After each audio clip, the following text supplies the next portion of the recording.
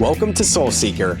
I'm Sam Kabert, and I'll be your guide on this journey. I started the show back in 2019, chasing answers like many of us do. But what I've come to understand is this: it's not the seeking that fulfills us.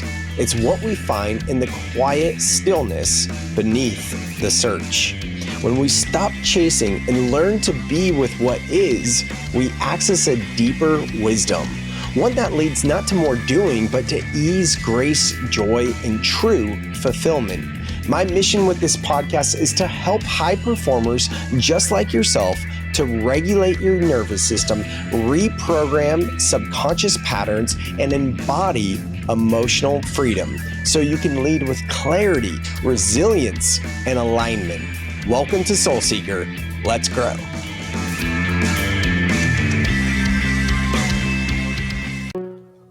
Hey there, and welcome back to another episode of the Soul Seeker podcast. I am your host, as always, Sam Kabert, and in this episode, we're going to talk about so many different things, but most of all, I think what the core message of this one is really allowing yourself to feel into the discomfort, to realize that we experience the world two ways. With our five senses, the outer world, and then also with our inner world, which is our thoughts, our emotions, our connection to something greater than just this human experience.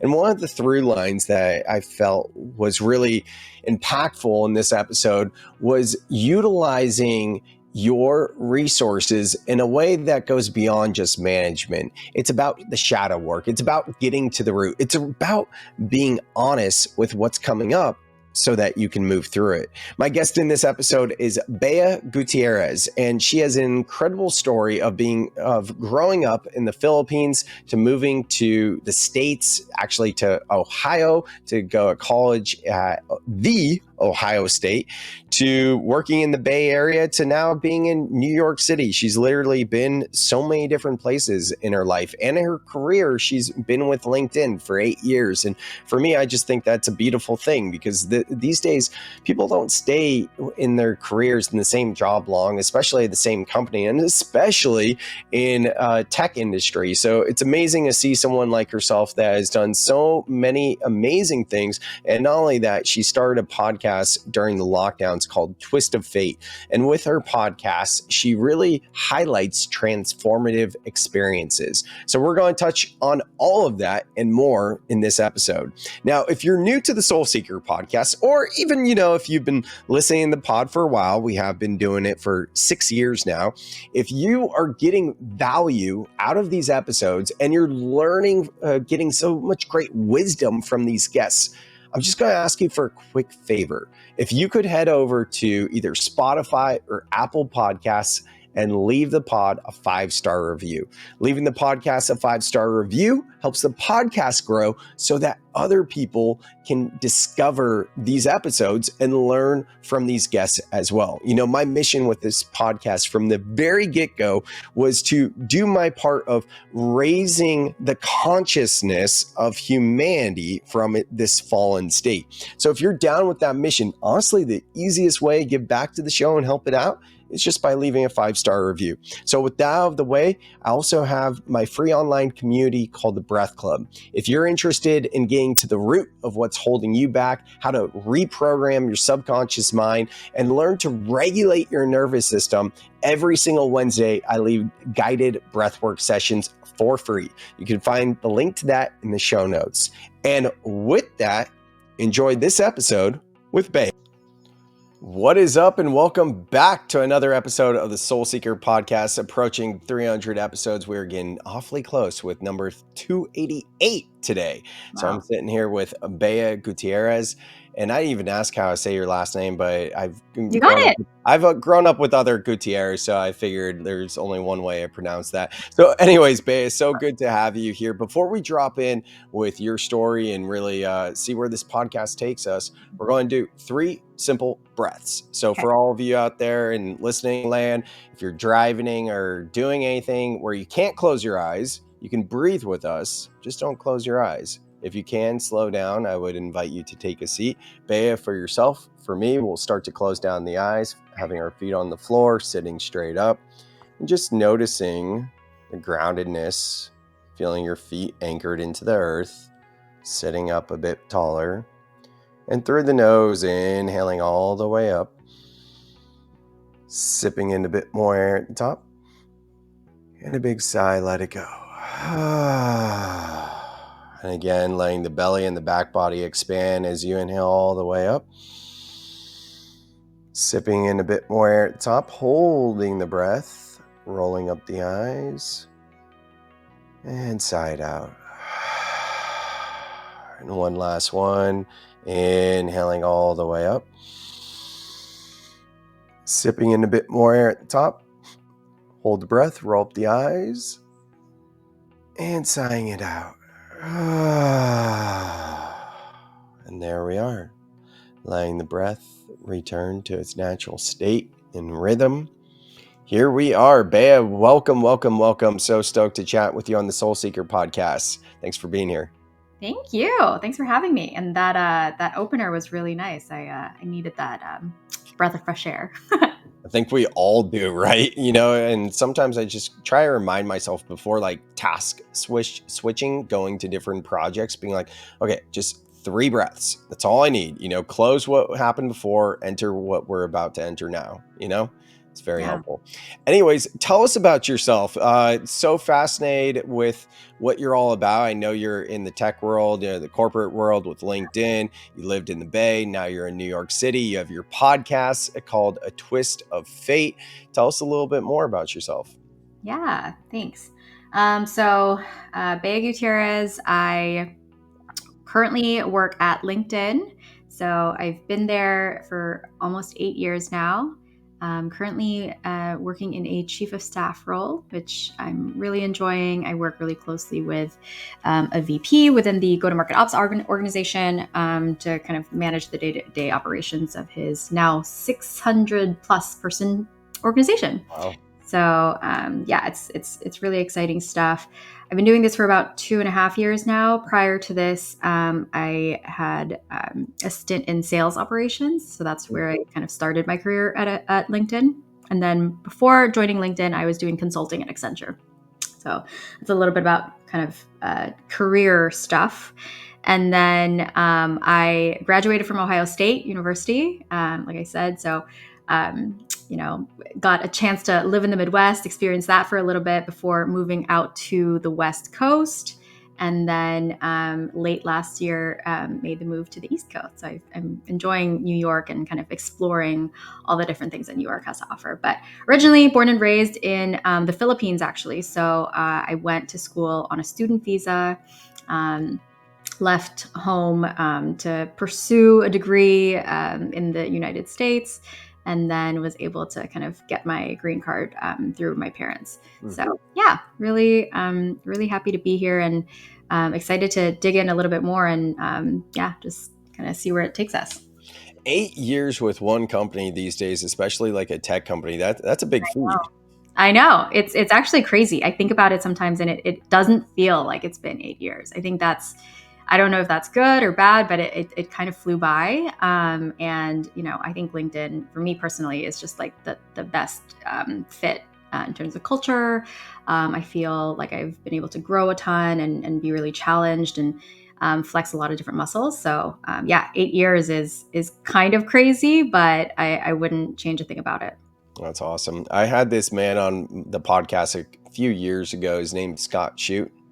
Oh, yeah. Okay. I figured you'd know him. So for all the listeners, Scott started the LinkedIn meditation mindfulness program like way long ago, right? Yeah.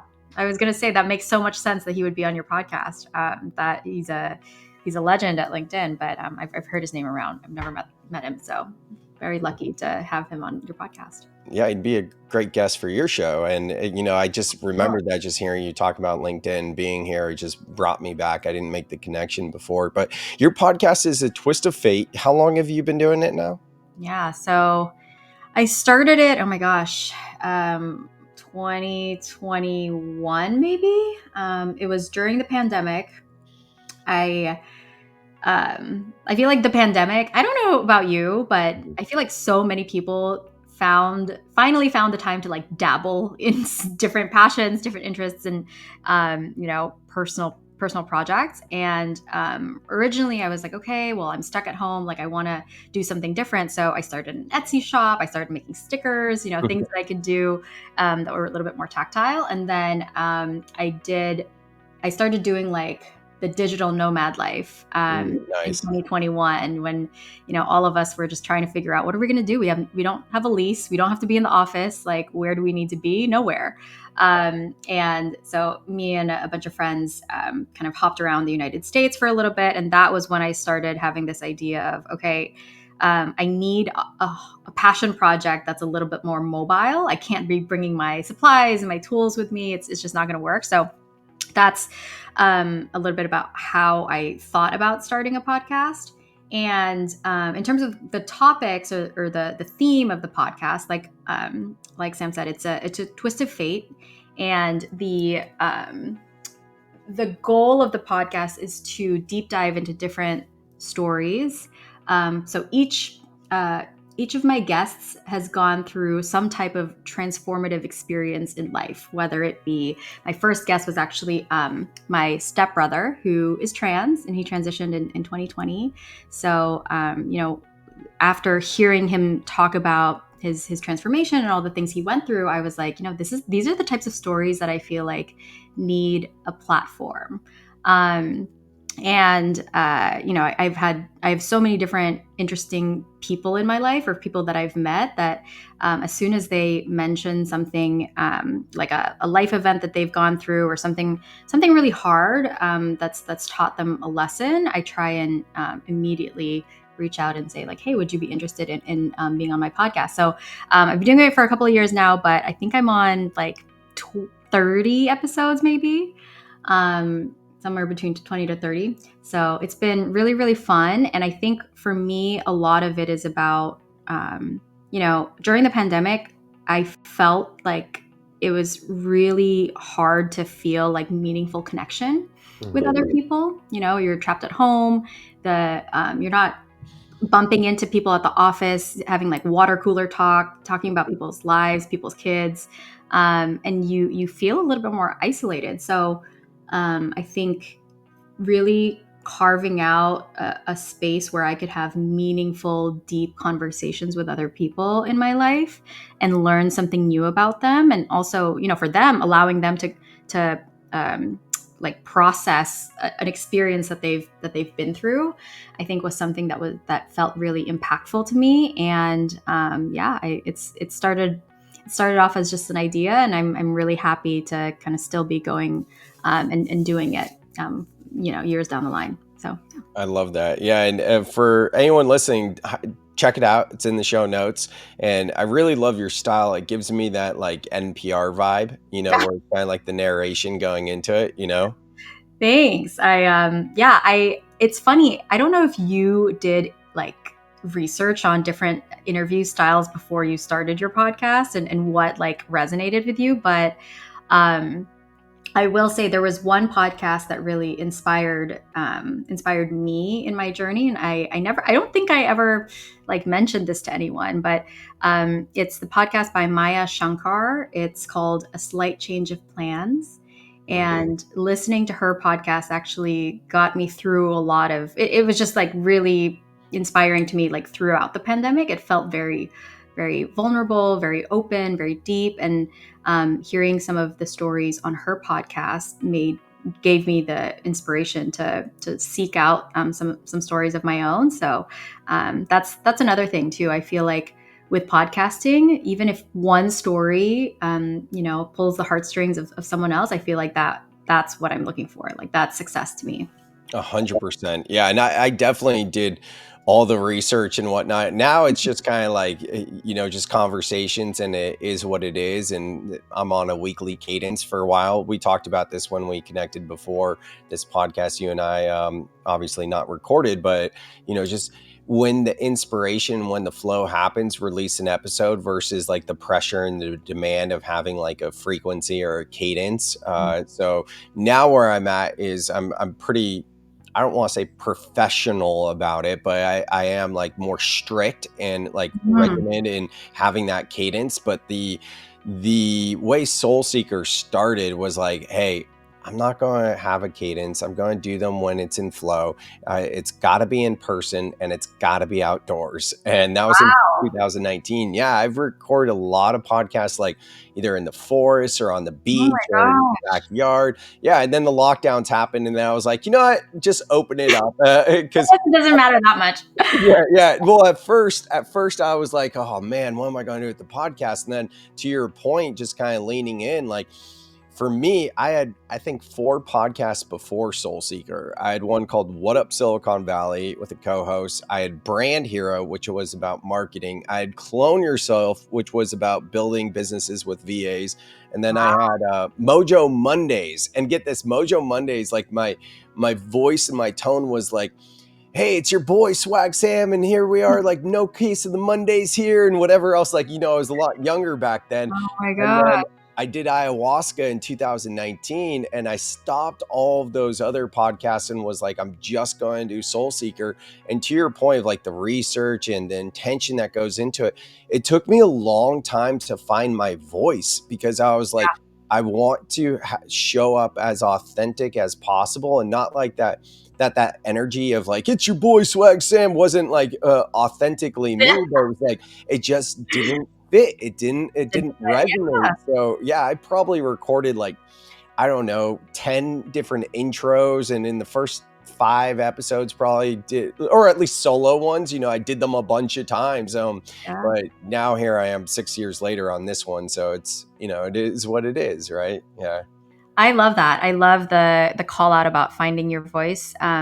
What it brings back for me actually was part of the reason I started the podcast, aside from all those things I mentioned earlier, was if I think about where I was professionally, I was also, looking for ways to improve, honestly, my executive presence, communication skills, Mm.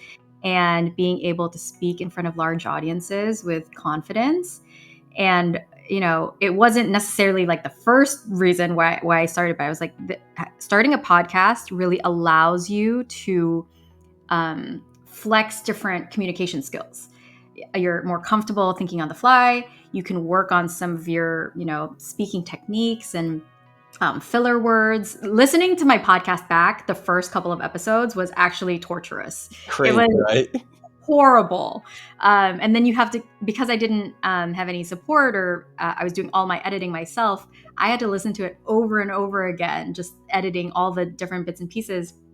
And I was like, I hope this gets easier because it is so hard to hear myself back. But now that I'm so much more used to it, it gives me an opportunity also to think about how I can improve, and catch myself. Like listening to yourself, you learn so much about yourself when you hear yourself back. So yeah, that's another thing about finding my voice and finding my own authentic way of communicating with others.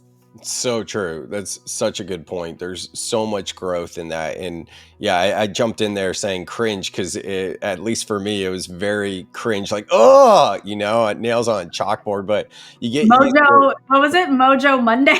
Mojo Mondays. Yeah, yeah, yeah. That stuff I was good with. It was more, I don't know which one it was. Because I think it was after, the evolution was What Up Silicon Valley. Oh Um, god. Okay. oh my God, that intro was hilarious. I'll have to find it and send it to you. I made a mistake during the pandemic. I meant to pause the podcast, but I canceled it, and I didn't know that Buzzsprout would delete all the episodes, so we lost over 100 episodes. Oh Yeah, but it's kind of like, that process of like detachment, and just being like, okay, acceptance, right? Anyways, though, enough about me and my podcast. You mentioned that on your podcast, A Twist of Fate, what you really are looking for is like those transformative dark night experiences, and sharing those and extracting them out from other people so that the listeners can see themselves in that and grow, right? And feel like they're not alone. So I'd love to hear from you if there's something that you would feel comfortable in sharing as it relates to a transformative or dark night experience that you had of your own. Hmm. Wow, that's a really good question. Let's see. That part of why I also started the podcast was I was like, I feel like other people have so many more interesting stories than I do. So I'm like, what would I say if I were to be a guest or interview myself? So I think I think for me, one of the biggest transformational experiences, and I don't think this would come as any surprise, is, picking up my life and moving from the Philippines and going and plopping down in Columbus, Ohio, having never set foot in Ohio. I was like, I can barely tell you where it is on the map. But, just really excited about starting a life and starting college in a different country and being able to, you know, chase a dream, to be honest. And it was hard. I will say, I mean, not even just being homesick, but being kind of having to find my footing and finding a sense of, community, far away from home. I didn't know a single person in Ohio when I I got would imagine, when I yeah. got there. Um, and it teaches you a lot about, you know, not independence, yes, but also at the same time, like what your like identity really is. Like, who are the people that you can connect with, reach out to? How do you build your own support system from scratch? Yeah, lots of learnings, but I would say that's probably one of the most transformative experiences of my life is my time in Ohio and kind of that move. Yeah, I've only been to Ohio when I was really young, and I can relate to the geography thing because I joke that I'm a California guy. I never lived outside the state of California, so I don't really know what's east of Nevada. you know, Okay. it's like, oh, everything over there, right? But just joking. Ohio, though, I do have a really good friend out there in Coshocton, Ohio, Kirby Hossman, and I see his posts. I've known him for years, and just enough. I can't imagine moving from the Philippines to Ohio would be like, obviously you went to Ohio State, so that's amazing. But in terms of like the weather and the land itself, like that must have been kind of disappointing, was it? You know, I feel like the thing that's surprising is it wasn't disappointing at all. And I Okay. think that's what's so refreshing. If I think back now, I feel like now as you get older, you have so many more expectations about like convenience and the world and the creature comforts of life. Back then, I was like, I'm moving to the States. I have no expectations about how this is going to go. I'm just like excited to try something new and kind of like venture out. And so everything from like living in a dorm to like, eating at the cafeteria with like swipes, like all of that felt so new and novel that it like everything else seemed kind of irrelevant. Like the weather, I was like, oh, I've never experienced snow before. 'Cause I'm the so excited. Philippines is tropical, right? Yeah, it's tropical. Yeah. Yeah. Okay. So I was like jazzed to get my first snowfall. After a while, it does get a little bit old, I will say. I wasn't consistently excited about winter, Mhm. but the first time I experienced winter in Ohio was like really special, or in my mind, really special. And then, I think I'd only really visited like California for the most part because my dad was living there. And so I was like, California, Ohio, I don't know, same, same. At least that's what I thought when I was in the Philippines. And lo and behold, they're very different. Hey, it's Sam. Can I share something real quick that I think might actually help you? If you've ever felt overwhelmed by your emotions, like you're doing all the right things, yet you still feel off, it's not because you're broken. Most of us were never taught how to feel in a way that actually helps us heal. That's why I created Breath Club, a free community where I guide weekly breathwork sessions to help you regulate your nervous system, process emotions, and return to clarity. We use something called the 90-second reset, a simple, science-backed practice that shows how fast emotions shift when you allow yourself to feel them fully. You'll get access to live calls, a community, and on-demand breathwork exercises to reset anytime. No pressure, just an invitation to feel safe in your body again. Links in the show notes if you want to join us.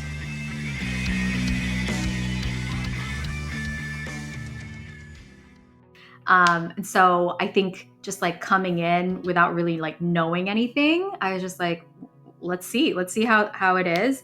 So yeah, I wouldn't say I was disappointed. I was actually just like really almost like marveling at like the novelty, That which makes sense. is I think a good place to be. I think I don't I would have hated to just be like disappointed with my college experience or with my decision. Like I'm Yeah. actually really grateful that I kind of came in not having any thoughts about it. I love that perspective. You know, I'm a keynote speaker, and one of the slides I put at the end of the presentation usually is of a pelican, and I Mm. ask people like, "What do you see here?" And some people will say a bird, some people will say a pelican, but no one ever says a pterodactyl. And my point is like, I Mm. see a pterodactyl when I see a pelican, and this is like the classic Eckhart Tolle thing of like, we're so used to seeing things and naming it and registering it and then being like, okay, let me move on to the next. And it creates this like mundane existence. Whereas like, can we look at something with fresh eyes? And Yeah. I don't expect myself or anyone else to 24/7 always be like, oh, this is fresh and new, awe-inspiring. But it's just like finding those small moments where you catch yourself being like, oh, that's a squirrel. Right. And it's like, wait a second, can I be with that squirrel? Can I see how it's reacting? Then all of a sudden that squirrel and I, like, he's not running away when he sees me. He understands that we're having a mystical experience right now, you know? Mhm. So I like that. It also reminds me of I was reading this book. It's called Living Untethered. I would highly recommend it. is that Um, Michael Singer's new book? yeah, I don't know if it's new. He has like a few, but Right. it is by that author. And what I love about some of the takeaways in the book is it's a lot of it is about letting go of expectations and not being so tied to the external world, you know, to be able to be comfortable with your inner world, you really need to let go of needing so much from the outside world. Like if you really think about it, we shouldn't really need a lot from other people, from things around us, but we end up kind of evolving this way because it's a learned behavior, right? You learn that you you like things this way. You have all these preferences about about things that make you feel good or feel happy or have all these positive feelings. But if you actually kind of simplify all of that down and boil that down, like there really isn't a ton that you need to be happy. So the more you let external factors kind of ruin your life or ruin your day, the more you're actually like not in control. And that I think is like a big learning for me and something that I'm trying to you know teach myself is how do I let go of having so many wants and needs from the external world when really there shouldn't be a ton.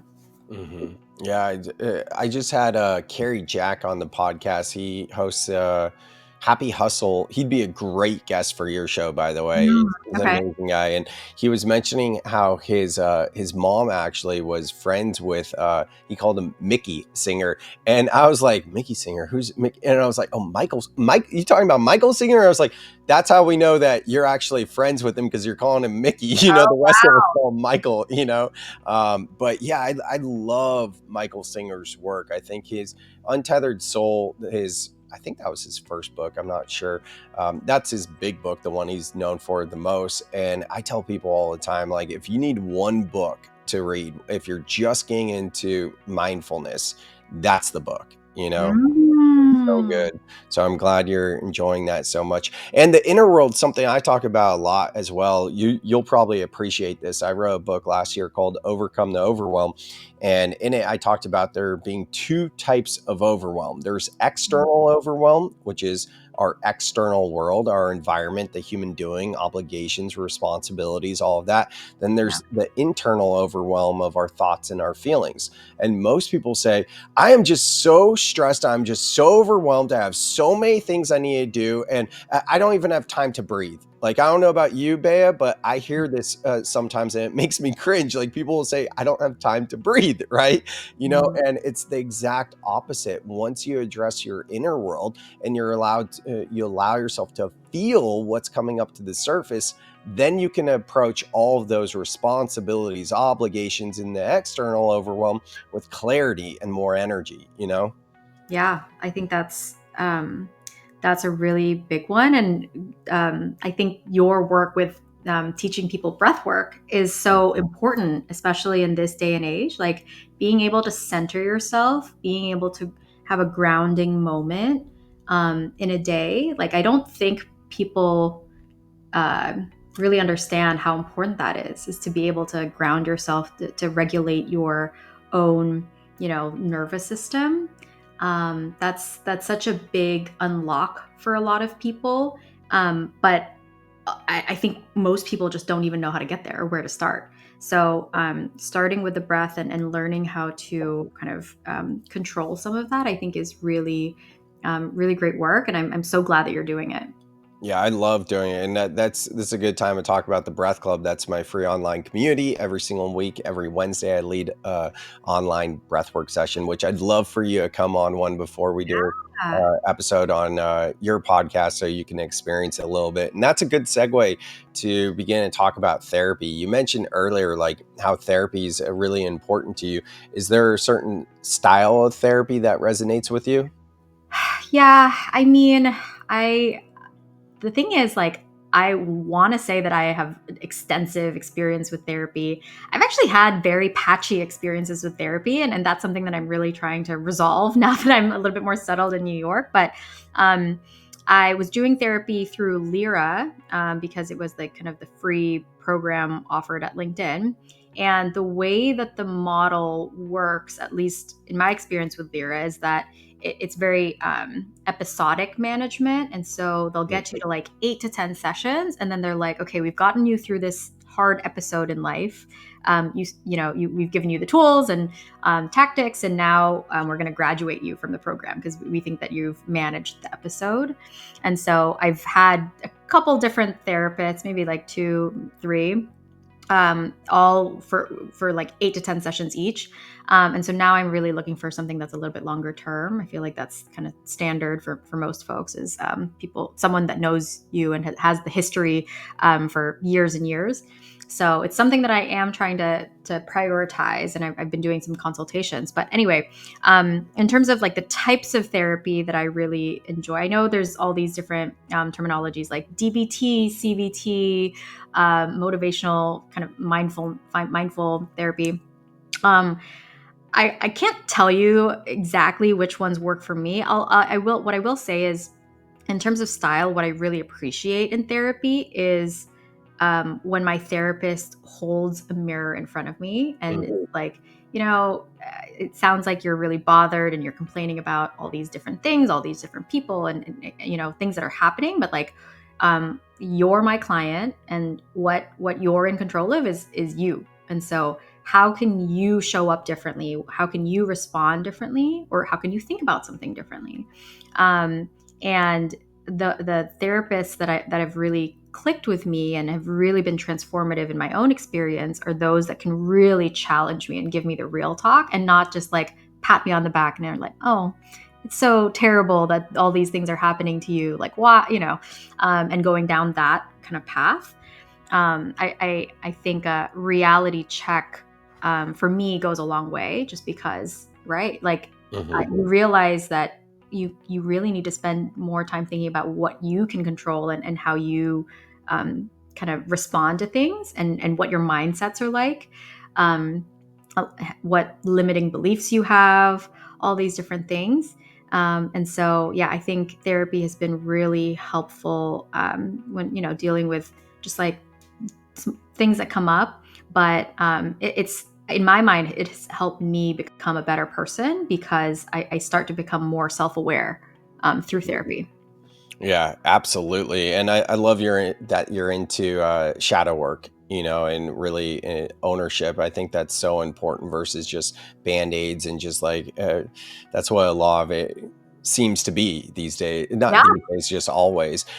Shadow work is where it's at for sure. Being real, honest, authentic. A few things come up with me. One, obviously, you've probably heard this before. I know many of the listeners have, but things don't happen to you; they happen for you. Like they're interesting because when I first heard that, I was like, "Whoa, that's true! Like that's great." But it was also like there's something off with that didn't fully click and resonate. Earlier this year, I heard Mary Morrissey speak, and she's been a speaker on personal and spiritual development for maybe 30, 40 years. Okay. And she said, things don't happen to you, they happen with you. She didn't even address that she's Mm. skipping for you. She went straight to with you and she didn't explain it. So she said it multiple times. So I took some time to really like contemplate and reflect and was like, what does this mean? Because there's something there.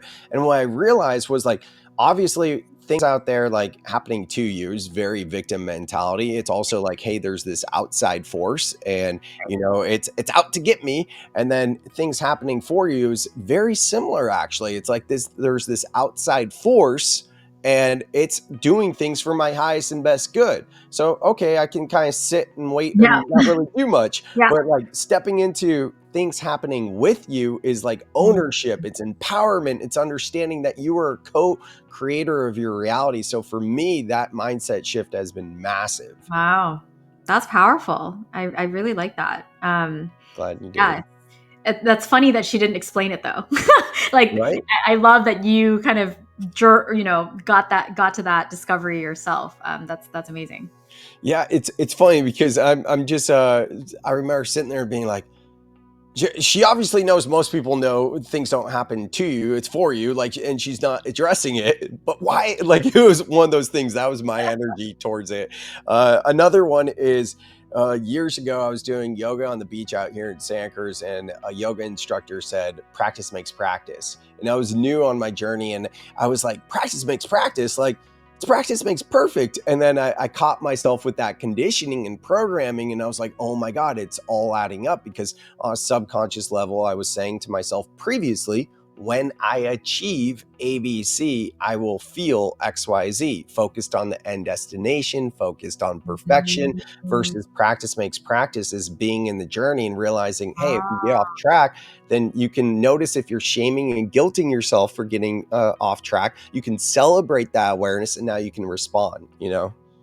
wow. I really like that. Practice makes practice. Yeah, that one would also trip me up, I think. Uh, Right? but going back to something that you mentioned earlier, something I think about a lot is programming. Like Mhm. if you really take a step back and think about these things, like there's so much programming that happens to like internally, subconsciously, like without you really knowing it or thinking about it. Like we're all programmed so differently based on our own life experiences, our own mental models, everything that kind of happens in life and over time. And I think, as I get older, I realize that when you're going to therapy and you're having all these types of deep conversations, a lot of it is trying to understand your programming, unpack it, and figure out how to rewire some of it. And Mhm. that's such a journey that we all kind of go through in life. And it's just fascinating to me. Like I'm like, wow, I got all the way to my adult years just to try and go back in time and figure out what happened to me in childhood. Why do I think this way? Why how do kind of my thoughts, actions, behaviors all connect to each other, and where does that come from? So yeah, there's a lot in there in terms of just programming and wiring. 100%. That's why I'm so into the subconscious mind so much, because we can reprogram it specifically through MER, mental emotional release. It's so interesting talking about programming. And my first ever ayahuasca ceremony, you'll appreciate this. Someone said in a share circle something about feeding two birds with one seed. And immediately I was checked out from everything else she said afterwards, because it was like a Rolodex of thoughts coming through, Mhm. whereas all the phrases in our vocabulary are so negative, like as opposed to feeding two birds with one seed, which is very positive. For me, it's, killing two birds with one stone, or Yeah. sticks and stones may never, or words may never hurt, but sticks and stones will break, whatever it is. It's like, no, the words do hurt, and we look at all of these phrases that are just so programmed for negativity. And it's like, no wonder why everyone is in so much fear on a subconscious level. Yeah. It's fascinating. It is fascinating. And thinking about how you speak to yourself, the what kind of words you use with yourself, that's like one thing to really audit. Right.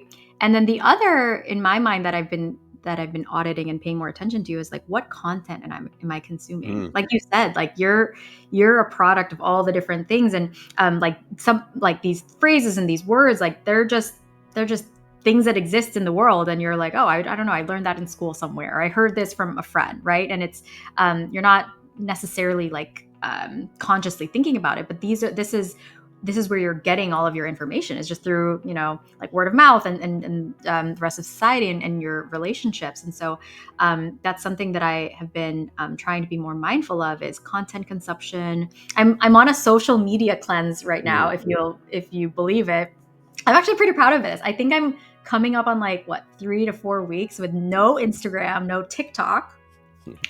I will say it's kind of embarrassing to admit, my main social media right now is LinkedIn, and not just because I work there, but truly I feel like, at least when I go on LinkedIn, the content is like informative. Like sometimes it can be a little bit cringe, but I'm like, it hasn't gotten to a point yet, at least for me, where I feel any sort of like toxic or negative feelings after. It's usually pretty positive on LinkedIn. And so, yeah, being on this like kind of content audit and social media break has been really eye-opening for me Mhm. about how it affects my mood, what I think about, my some of my thought patterns. It's I don't know. I highly recommend it for anyone that's looking to just try something new. Pause. You're holding your breath again, aren't you? Most high performers don't need more doing, they need a nervous system reset. I'm Sam Kaber, and I'm a keynote speaker and nervous system coach, helping people just like yourself to reset from burnout and return to clarity. I've worked with organizations and audiences ready to move beyond burnout and into embodying clarity. My keynotes blend storytelling, subconscious reprogramming, and live breathwork experiences that get people out of their heads and back into their lives. If you're planning a conference, retreat, or leadership event and want something that doesn't just inspire, but actually transforms, head to the link in the show notes. Let's make your next event unforgettable.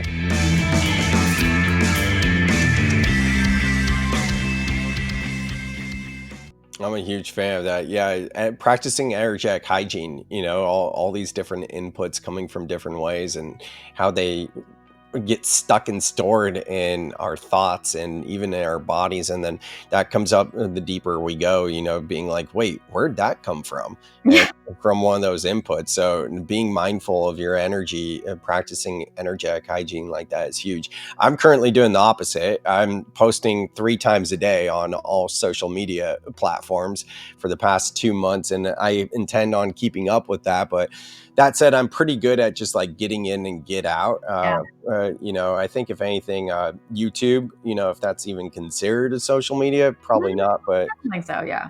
yeah, it's mixed. Like it's more podcasts, so I wouldn't really, but still inputs, right? Because it's different than going for, say, a mindful walk with no music, no Mhm. audiobook, no podcast, no whatever it is, just being fully present. It's still an input. Yeah. So. So how do you, I guess, like, my maybe turning the question over to you, because you're a content creator and you spend a lot of your time there, like, do you have any tactics to kind of help with managing your experience with social media, or do you feel like it hasn't been a problem for you? In terms of like scrolling, Or yeah, I, scrolling and yeah. I think for me, what I'm dealing with most now is like the comparisonitis and like the checking of like the performance and being like, how come Instagram is getting no engagement when I used to get really good engagement? And Mm, then, now TikTok's starting to take off for me. So I'm a lot more on TikTok. And then it's being like, how did this video get 3,000 views and then this one get 100? Like to me, this is as good or better than that other one. So all of a sudden now that's where my energy goes as opposed to consuming, so it's just a different form of it, and how do I manage that? That would be like the breath work stuff, the 90-second reset, the breath method, all of these things that are like, all right, remember, and science teaches that we have a 90-second physiological response when we experience an emotion, and if I avoid it, then it's going to linger, it's going to turn into a new thought loop, so let me just sit with this now and process this, right? So yeah. Anyways, I wanted to ask you, circling back to therapy, it sounded to me like you were talking about like if there's an interaction that happens, whether it's with a friend, relationship, colleague, whatever it is, and something comes up within you, your therapist usually guides you to be like, okay, so what's coming up within you as opposed to that other person? I like to call this mirror work, and I'm so into IFS, internal family systems. Have you gotten into IFS? I haven't. I've heard that from a couple of different friends, and I'm really interested in kind of seeing if I can get some of that, or try some of that out in therapy. There's IFS, there's like EMDR, there's all these different types and modes of therapy that I'm curious about. But yeah, I have, like I said, I still need to kind of find that permanent therapist relationship. Yeah, IFS is a really good one. And I know some people that go pretty deep with it. I keep it pretty simple because I think that's what works for me. And when I teach it to my clients, it works for them too. If you want to go deeper, you can. But there's a specific breath work technique I use. And if you make it to one of the breath club calls, I'll be sure to lead you through it because each one's Yeah. a little bit different. But essentially, there's different thought forms, right? Some people think of them as voices. I like to say thought forms that Okay. make up the totality of your psyche. And you can begin to give these thought forms a name and build a relationship with them. So in this breath work technique, I typically guide people after like we start to shut down the prefrontal lobe of the thinking analytical mind, and they start to drift and get into more of a trance state, like guide them through a visualization where they're sitting on a throne, and then one of the parts of their psyche comes up, and Mhm. then walking them through, giving it a name, and what does this part represent, and Wow. then usually like placing it back in your heart, because a lot of people with IFS, I've heard this recently, or different variations of parts work, will be like, I don't need that part. And it's like, well, now you're missing the point of what IFS is teaching, because it's about making that part whole and accepting Ah, them versus exiling them. Literally, one of the parts is called an exile. So that's just a high level overview. But what's really fascinating was I had this massive download a couple of years ago, just reflecting on the beach and watching the seagulls. Oh, I have to remember this for later. Watching the seagulls and the surfers and whatnot. And I was reflecting on a specific scenario with someone. And I realized sometimes when we're looking at the other person, that triggers us and we're doing our work to be like, oh, where is that in us? It's a physical manifestation of our internal parts. yeah. And when I put that together, all of a sudden, I took the other person completely out of it. I just worked on what was coming up within me. And then that totally energetically cleared without even doing anything with that other person, what was going on with them. And that's when my mind was blown. I was like, whoa, you know? Yeah, it's crazy. It's crazy to think about how much of it is actually you, and totally unrelated to this other person. You're like, oh my god, like if this person could just be this or that or more, and we have all these expectations of what it should look like and what the interactions should be. But really, a lot of it is like, why do we even care? Like, can we start with like maybe shifting our mindset, or thinking, or like processing it ourselves, and then kind of like letting that go, and then magically a lot of the times it just disappears, and you don't really have to like hold on to that. Mhm. What helps you most to let it go in those scenarios? Because a lot of people have trouble with like processing this. So what helps you? Yeah, it's a really good one. I mean, obviously, it's always a work in progress, but I think that the few things that help me, one is journaling. Honestly, like get on. Sometimes things feel stuck inside my body, inside my brain, inside my heart, whatever it is. It just feels energetically stuck there, and journaling is therapeutic in the sense that you're just like releasing it from your body. It's like, okay, I've written it down. I can like kind of move past it. It doesn't mean that the feeling isn't there anymore, the thought loop isn't there anymore. It's just like a way of kind of bringing it into the external world, and then being able to like, kind of put it aside and physically put the journal aside or what have you. I also think writing helps you clarify for yourself what you're feeling and what you're thinking, right? Like I wouldn't say I'm like the best writer. Also, my handwriting sucks. I don't know if anyone else experiences this, but like I just don't really write anymore. And so, journaling is a really therapeutic in a sense where I can just get it out, but I also clarify a lot of things for myself by writing things down. And so that would be the first one that comes to mind.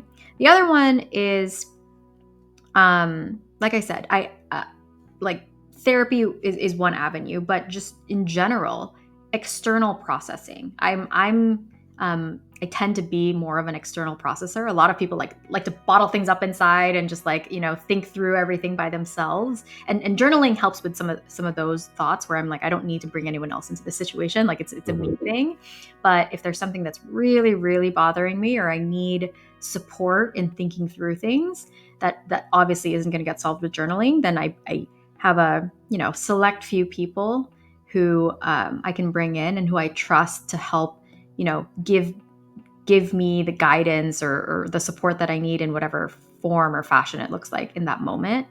And I think that's really important. I think a lot of people, like if you don't have a board of advisors, a personal board of advisors, or a really strong support system that you feel like you can trust with, like being vulnerable with them, or trust them with your thoughts and your feelings and all these things, like it's really hard to go through life without those set of people. So I really encourage people to kind of think about that for themselves, and think about where they can start to kind of build or reconnect with people if they feel like that's missing in their lives.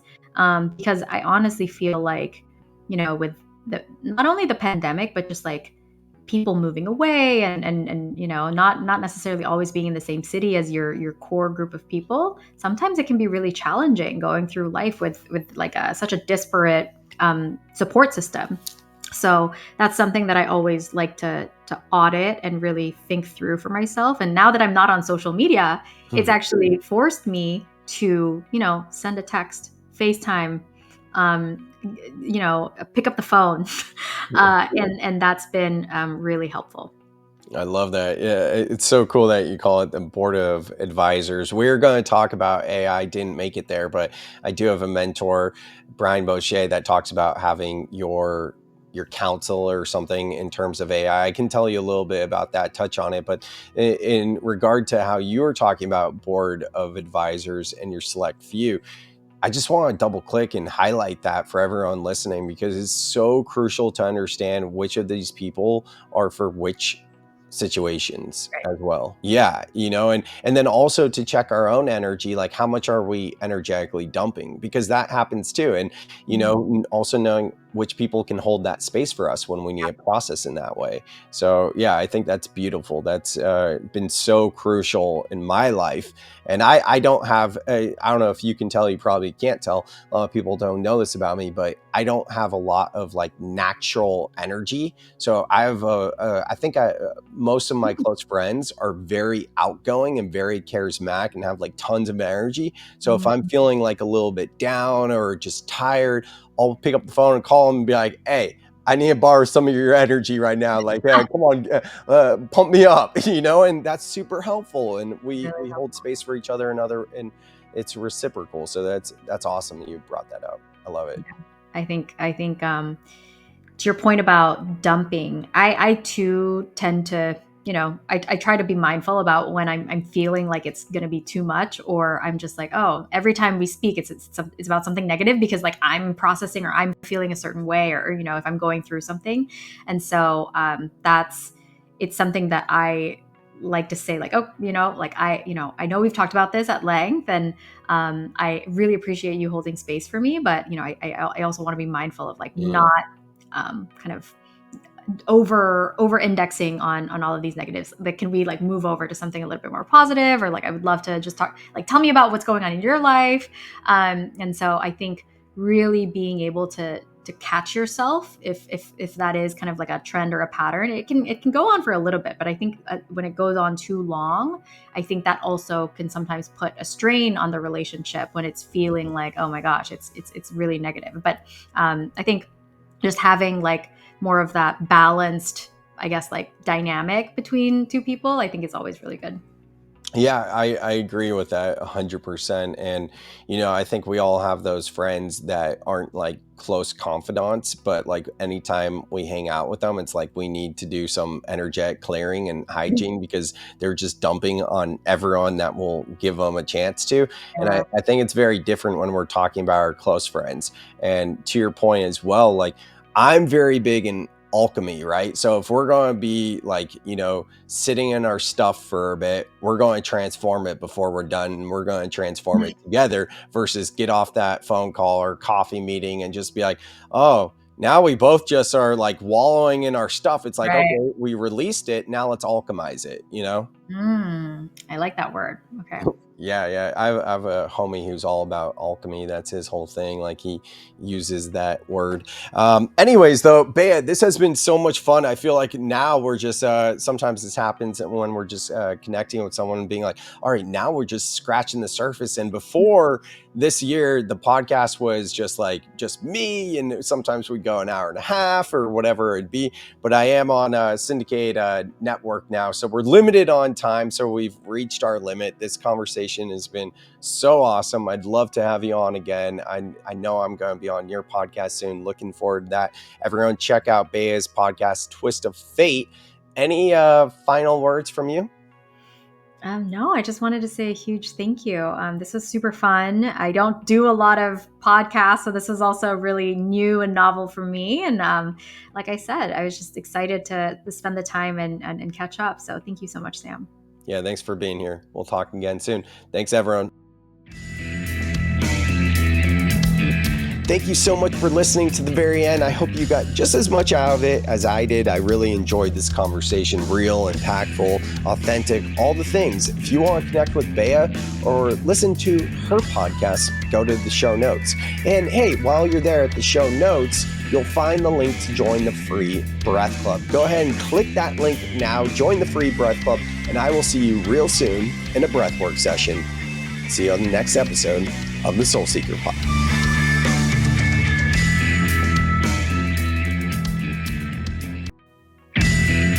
Thank you so much for listening to the very end. I hope you dug this podcast just as much as I enjoyed it. If you got anything at all, please, if you could just do me a favor and leave a 5-star review wherever you listen to this podcast, it helps the show grow. So thank you for considering to leave a review. If you want to go deeper with Soltara or Elan, you can find the links to connect with them in the show notes. And if you want to work with me, the best way to work with me, the easiest way to work with me is the free way, and that's by joining the Breath Club. The link to the Breath Club is in the show notes.